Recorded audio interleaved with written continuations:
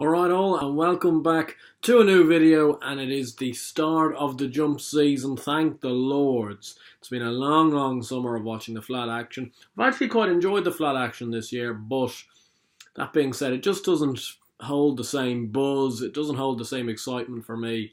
I don't go to see it as much. Like usually over the winter in Ireland, I'll be going racing kind of every weekend. With flat racing in the summer, I rarely do so, to be honest. But this day, literally this day last year, I did a video of 6 Ante-Post bets for the 2019 Cheltenham Festival. Now, you can obviously go and watch that video. Well, it's not really any point watching it now, but just in case you didn't watch it or anything like that, the success rate was poor. Of the 6, only 2 got to Cheltenham, and we had 1 winner. But the winner was Album Photo at 33-1 for the Gold Cup. There was 4 that didn't make it and didn't come close to making it. So that's just the point about it. Like, we're here on the 5th of September 2019, and I'm going to be giving you 7 potential Ante-Post bets for the 2020 Cheltenham Festival. As you can tell, it is early. You don't know whether these horses are going to these races, but they're massive prices. For me, like, I've put money on these horses, but only little bits. Like, let's be reasonable about it. We are very early, and to have Ante-Post bets at this stage, I'm doing it more as an excuse almost to make a video more than anything else. So moving into it, starting off with the Ryanair Chase, and I was looking, all of these prices I'm getting and all that is coming from the Odds Checker website. I just find it very good, especially at this time of the year when you're compiling these sort of videos, because you do get best prices. They look through all the firms and give you what the best is.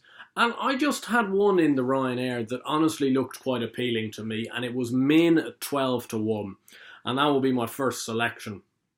Min is an excellent horse. Let's not beat around the bush, and realistically, if Altior wasn't in this generation, Min would probably have at least 1 champion chase to his name, and certainly a Supreme Novice's Hurdle to his name. He occasionally, though, has his bad days at the office, and I don't know why it is, because he has some excellent days at the office at that as well. My point behind this is really Ante-Post, who I'm going to be talking about later, has kind of burst onto the scene, and I can't see him running in any other race bar the Champion Chase as long as he gets to the Cheltenham Festival. Underso, probably not still the... I just think Underso is really a 2-miler himself, to be honest. Like, they've tried to make shift a 2.5-miler out of him on good ground, which is fair enough, but he's a 2-miler all in all, and his best performances keep coming at 2 miles. So I think Min is just the ideal type for the Mullins Yard that's going to run in the Ryanair. I don't know what the story is with Douvan. It looks like he might be back in training this year, but geez, it'd be silly unless you actually saw him on a track before thinking of anything going forward with him.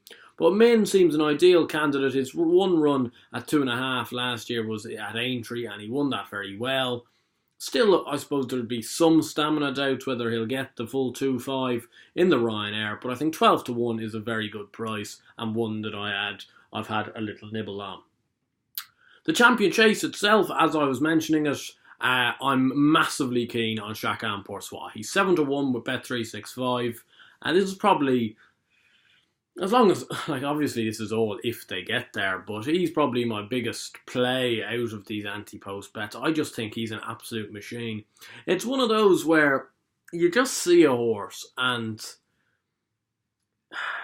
there's just something about him. And I saw him at Naas win his beginner's chase, and he went off at 3s on or something. It was a terrible race as well. It was a poor enough beginners. But he jumped so well, he travelled so well, and he won by 31 lengths. I've never seen somebody win by 31 lengths so easily. It was bizarre almost. And then to go on there and win the Ryanair Novice Chase, the Punchestown Festival, beating Defi de Soy and Duke de Geneva, who had both won novice races at the Cheltenham Festival, was a stellar effort. And he won that going away as well. And I just went, geez, this is this is something else. Like, because he steadied into the last fence. Definitely Desoy then came to him. You thought he would go by, and he went down and won by 4.5, 5 lengths in the end. There's obviously doubts over where Altior is going to run. If he runs in the Champion Chase, he's obviously going to be extremely hard to beat. But if Altior suddenly leaves the division's very open. And Chacun Poursuit, I think at 7-1, was worth a go. And the rest now are more outsiders, because you might think they're fairly obvious. I don't want to give you obvious ones. The next one is coming in the Mares Novice Hurdle, and there's a lot of talk obviously about Gypsy Island, and I think it's rightly so. Gypsy Island did look an absolute machine at the end of last year in her Mares Bumper wins at both Fairyhouse and Punchestown. But one that's slipping under the radar, I think, in the market for this race is a horse called Santa Rosa, trained by Dermot Anthony McLaughlin, who's 20-1 best price. And she's just got some very good form in the book. She won on debut before taking the Mares Bumper at the Leopardstown Racing Festival in February. She missed Cheltenham, but went on and finished a very good third in the Geldings Bumper at Aintree, won by McFabulous for Paul Nicholls, who McFabulous seems to be very well regarded by Paul Nicholls.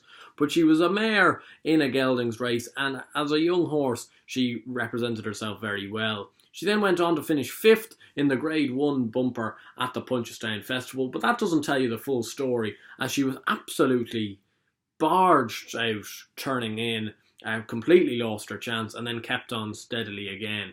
If this horse takes to hurdles, I think she could go very close, and 20-1 could become a very big price.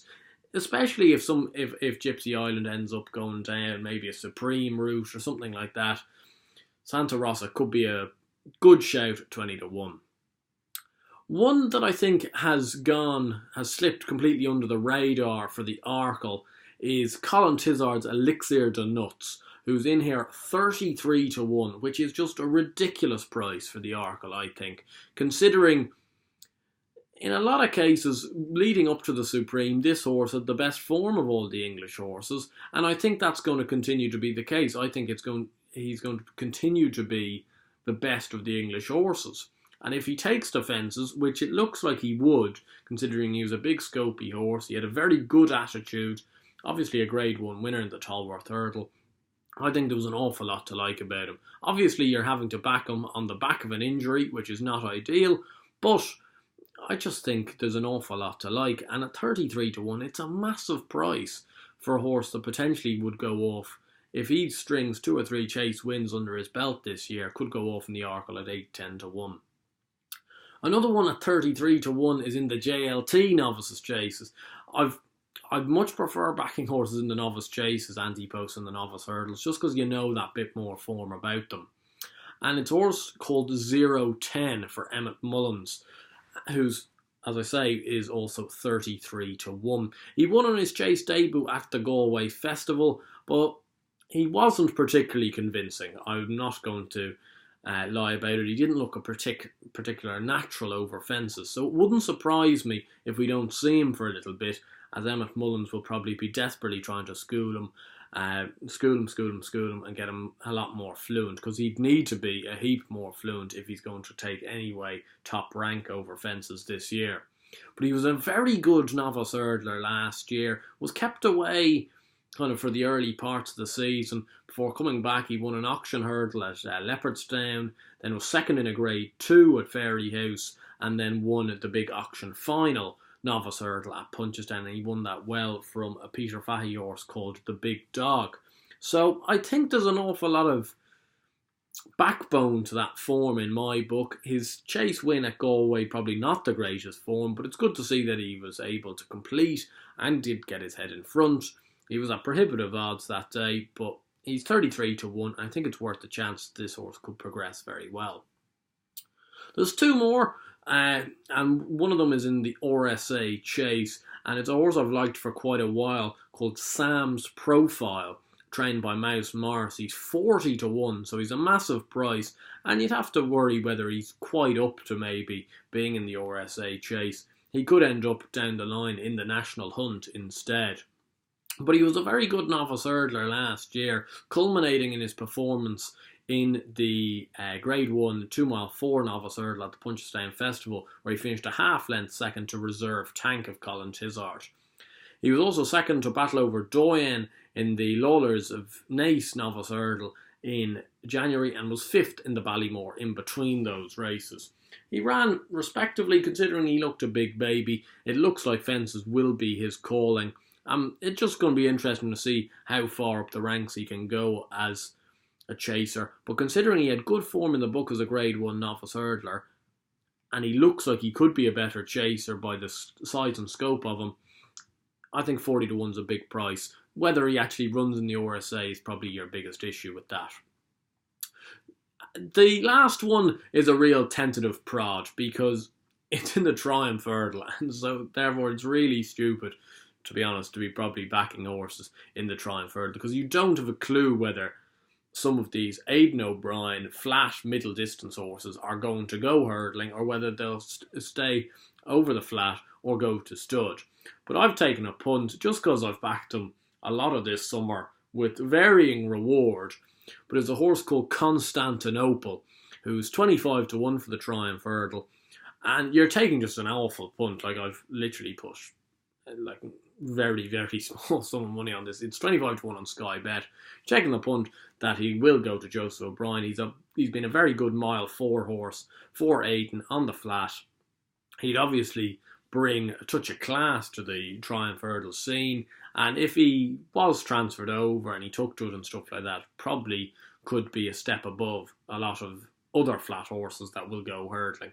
But that's really the most tentative prod of prods going into the Triumph hurdle, because there's so much kind of variables that need to happen for him to even take up hurdling as a game, let alone get to Cheltenham.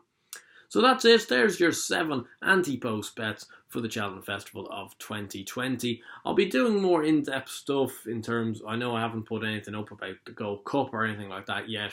I'll be doing more of that probably as the season goes on. It's still very early in the season hasn't started. Like, none of these horses have come out bar 0-10 at Galway. So it'll be interesting to see how these go on. But it'll be good to have, I suppose, just these 7 to, I suppose, look out for and follow closely throughout the season. And hopefully 1 or 2 of them, like last year, can get to the track. And maybe, if we have one of these coming in at 33 to 1 or 40 to 1 like we did last year, it will give us a massive big payout. If you enjoyed this video, please do give it a like and subscribe to the channel down below. There'll be equally as much content this winter as there was the last. I know we've been a little bit light over the summer, but we're back and ready to go. And of course, give me who you think is your favourite or best Ante-Post bets going into the Cheltenham Festival 2020. I've tried to stay away from the main ones. I do think Classical Dream will win, like Paisley Park, Altiors and all that. I've tried to stay away from them. I'm trying to give you guys ones that I think have got a good price edge. Do you have anyone that's lurking in that 20 to 40 to 1 range that you think I should be backing? Let me know down below. And until next time, best of luck.